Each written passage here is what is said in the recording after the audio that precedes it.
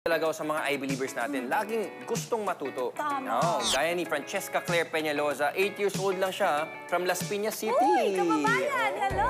At Hometown. ito ang kanyang question of the day. Paano daw po nagsimula ang mga pelikula? Francesca Claire, bibilib ka sa movie Making Magic. Lights, camera, action!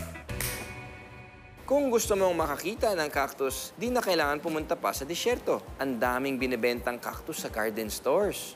Parang sine lang yan. Hindi na rin kailangan pang pumunta sa sinihan kasi uso na ang streaming. Hindi ganito noon.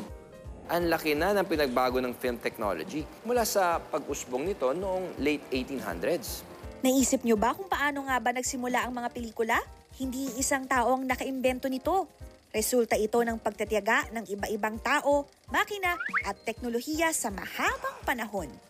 Hindi pa man naiimbento ang kamera at litrato, meron ng mga sinaunang pelikula. Kumbaga, noong early 1830s, nauso ang mga laruan na may series of drawings na pinaiikot ng mabilis sa phenakistoscope, isang disc.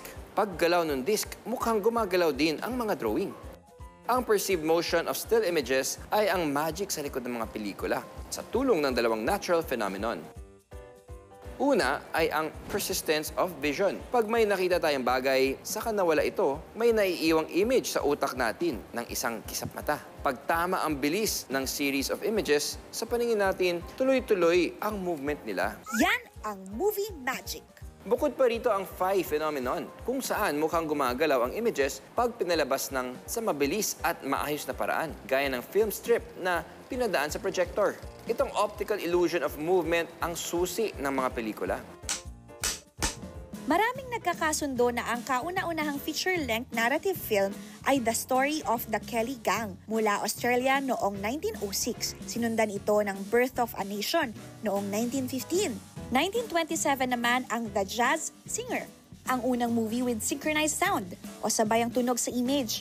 At noong 1939 na imbento ang mas murang 3-color Technicolor process na ginamit sa first movies in color, gaya ng The Wizard of Oz at Gone with the Wind.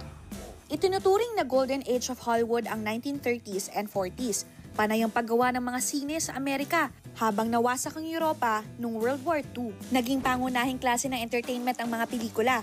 Maraming taong nanonood sa sinehan twice a week. Noon kasi, pag hindi mo napanood ang pelikula sa sinehan, malamang last chance na yun. Buti ngayon, pwede na ang team replay.